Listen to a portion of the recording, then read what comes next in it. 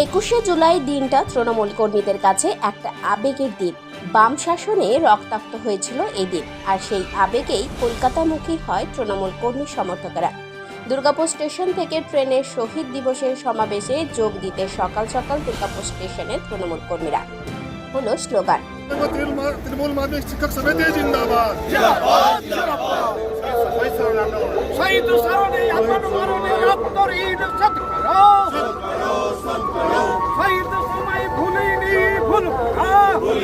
আমরা আজকে কলকাতা যাচ্ছি, শহীদ দিবস আছে আমাদের ধনতলা। দিদি আমাদেরকে এক ডাকে সব বছর একবার এক জায়গা হয়ে আমরা শহীদ দিবস পালন করি। আর আমাদের এই বার্তা আছে কি আমাদের এইখানে যা ভিড় হবে সে ভিড়টা আপনি অনুমান লাগাতে পারবেন না, পুরো কলকাতা জাম হয়ে যাবে আজকে। দিদিকে বহুত চাই এখানে, বাঙালি সবসময় দিদিকে চায়। 2026-এ আমরা আরো বেশি করে এমএলএ আমরা জিতবো, আমরা বিধানসভা জিতবো, প্রচুর বহুমতে আমরা এখানে সরকার করব। এইখানে মোদী সাহেব এসেছিল, অনেক কিছু বার্তা দিয়েছে, অনেক কিছু বক্তব্য বলেছে, কিন্তু মোদী সাহেব এখানে চলবে না। কেন এখানে হিন্দু, মুসলিম, শিখ, ইসাই সব আছে ভাই ভাই। দুর্গাপুরের কাকসার বাসকোপা টোল প্লাজার তৃণমূল কর্মী ইউনিয়নের উদ্যোগে সহায়তা কেন্দ্র খোলা হয়। বাঁকুড়া, আসানসোল, রানীগঞ্জ, বীরভূম থেকে বাসে করে যে সমস্ত তৃণমূল কর্মীরা কলকাতায় যাচ্ছেন তাদের কোনো রকম অসুবিধে না হয় যাতে, তার জন্য এই সহায়তা কেন্দ্র।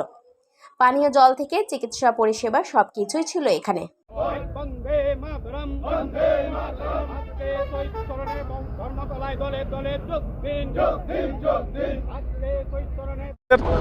লক্ষ লক্ষ তৃণমূল কর্মী যারা আসছে তাদের জন্য এই ক্যাম্পটা করা হয়েছে।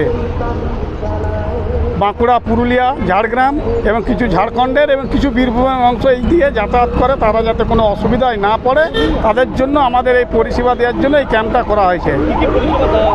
এখানে আমাদের অ্যাম্বুলেন্সের সার্ভিস আছে, পানীয় জলের ব্যবস্থা আছে, ফার্স্ট এড বক্স আছে এবং মহিলাদের শৌচালয়ের থেকে শুরু করে মানে যাবতীয় সব ব্যবস্থা আছে। এবং গাড়ি খারাপ হয়ে গেলে তার মেকানিকের ব্যবস্থা আছে, এবং গাড়ি যদি বদল চাই সেটাও গাড়িরও ব্যবস্থা করে রেখেছি আমরা। অন্ডাল থেকে তৃণমূল কর্মী সমর্থকেরা কলকাতামুখী ট্রেনে করে তারা রওনা দিলেন কলকাতার উদ্দেশ্যে। টার্গেট 26-এর বিধানসভা নির্বাচনে ফের দলকে ক্ষমতায় নিয়ে আসা।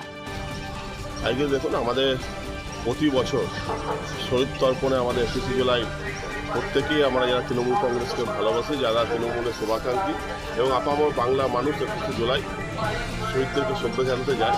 এবং এবছর 21শে জুলাই যে ঐতিহাসিক সমাবেশ হতে চলেছে, যে প্রতিচ্ছবি যারা বাংলা দখলের স্বপ্ন দেখছে, যারা বাংলাকে জয় করার স্বপ্ন দেখছে, আজকে যে প্রতিচ্ছবি দেখবে বিজেপি, সিপিএম বা আরও যারা রাজনৈতিক দল রয়েছে, আজকে প্রতিচ্ছবি দেখে তারা বাংলা দখলে এবং বাংলা জয়ের স্বপ্ন ভুলে যাবে।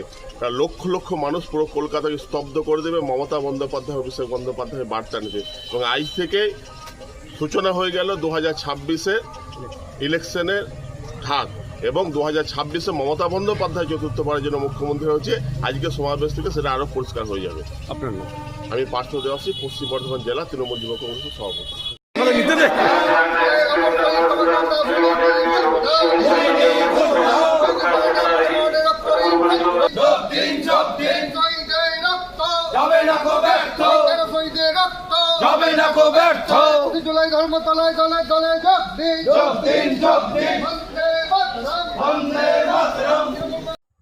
দুর্গাপুর থেকে অনুরাধা সেনগুপ্তের রিপোর্ট, খাঁটি খবর।